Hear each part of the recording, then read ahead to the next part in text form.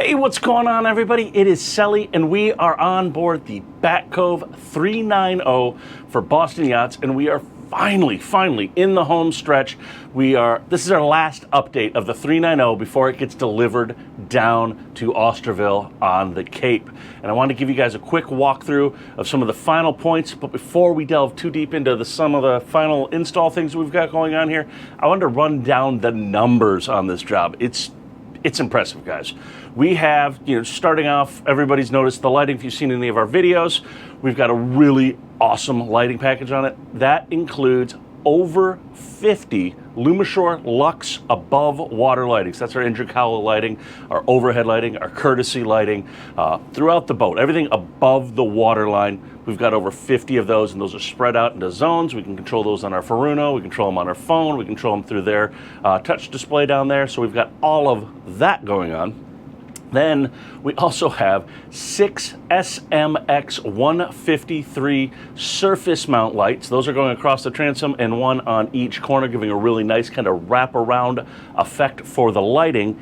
And last but not least, on the Lumishore side, we have a pair of the TIX 403 through-hull underwater lights, and those are up by the bow thruster, lighting up the bow area there. So we've got that going on. And then we've also got things like we replaced over 15 switches. We've either replaced and or added custom switches on board the boat here. Everything is all labeled, so we've got those taken care of there. All the switches are labeled. I think, like I said, there's over 15 of those.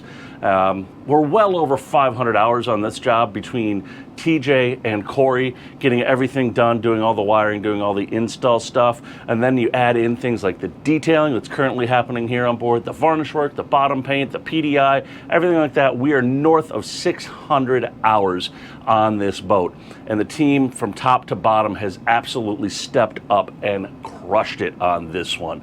So without further ado, guys, let's go ahead, let's walk in back, and I'm going to show you guys some of the final finishing touches that we've got going on with this build.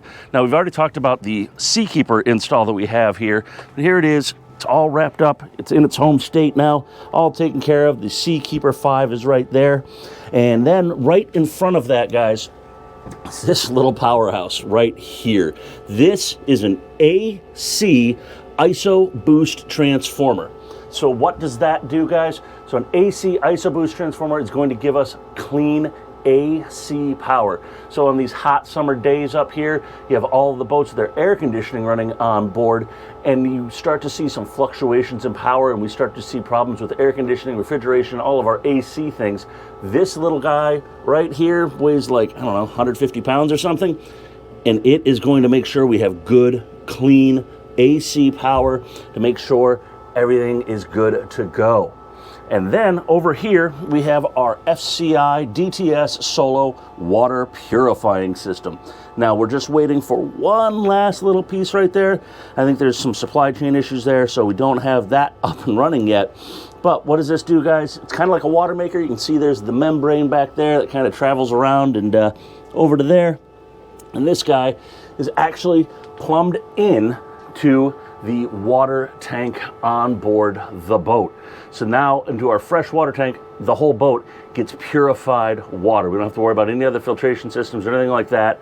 We can go through with the controller once it's in, and we can set it up here or at the controller at the helm, and we can set up how much water we want. We can set a timer and say, hey, make 20, 30, 40, 50 gallons of water and fill up our water tank for us. And that just gets done right there through our city water connection. It goes into there, down to here, up forward to our fresh water tank.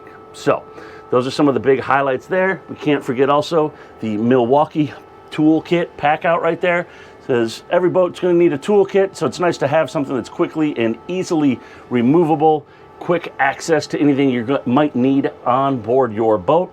So we've got that going on. So now we're going to hop out of here, pardon me guys, and let's go up forward to the unassigned space that is under the helm seat area on board here. So it goes, we make our way in. You guys can see, we'll talk about this in this week's Sundays of Selly, but we have this all dialed in now. We've got our dockmate system all set up. We've got all of our Furuno all set up. We've got our Vesper with the AIS, our Mercuries, all that good stuff is all taken care of. So now we're gonna hop down here and talk about everything going on. All right, guys, so now we are down in what I'm calling the unassigned space here. We've got a refrigeration right here, the helm's right above us, and we start to see all of our Lumishore light controllers here. We're still buttoning up some of the wiring, but you can start to see everything right here.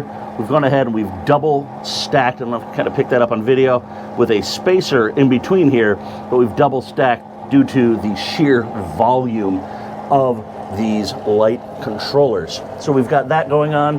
We've got all of our proper ABYC coverage right here, putting our boots on our battery terminals. Everything's nicely labeled for our 3JL amps, as well as all of our other circuit protection here. Everything's all nicely labeled, easy to figure out. Speaking of the amps, we have our trio of amps right here. We've got our MVI 705, that's for our cockpit and salon. Then we've got our lounge area amp, which is an MVI 400. And then we've got our MVI 601, that's for our 10-inch sub in the cockpit. And then we've got our Pep Wave over there. We've got our Netgear hub for our Fusion stereos. We've got that little blue box right up there. That's for our Furuno radar. And then obviously we've got our Vesper, our ICOM, our FLIR, and then our Sirius weather module for the Furuno as well. And then you can kind of probably hear some humming in the background on this video, guys. That is for this guy right here. This is the Electro-sea Electro Strainer. This is the control module for it. If we take a look over here, you're gonna see the Electro-sea Strainer. It kind of looks almost like a pressure pot, if you will, right here. This is the strainer, and this is actually juicing electricity into this line at a very, small amount. Here you can tell us, if we watch that, it's telling us that it's cleaning and what our amp draw is and how many volts. And that is actually keeping the air conditioning lines for the raw water, where we get a lot of growth in there. Things start to clog. It's like an artery. It starts to clog up, start getting less flow. We start losing efficiency with our air conditioner.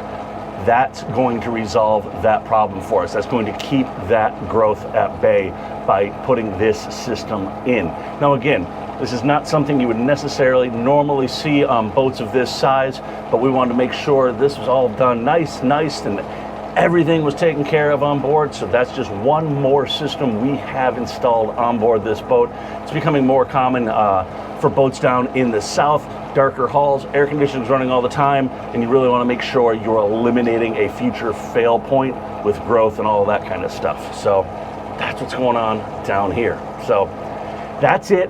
That is a wrap, finally, guys, on this Back Cove 390 for Boston Yachts. Again, I want to say a huge thank you to Boston Yachts for trusting us with their client.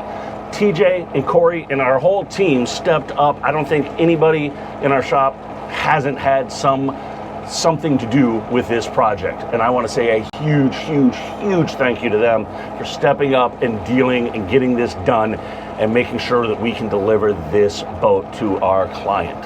So we've got all that. You guys want to know any more about it, leave it down below in the comments, or tune in this Sunday on Sundays with Sally. We are going to have a full walkthrough video of this build, talk about it a little bit more. So anything else you guys want to know, let me know down below, or hit us up, sales@navtronics.com. Maybe you're thinking about doing a Back Cove, Sabre, hell, any kind of boat up here.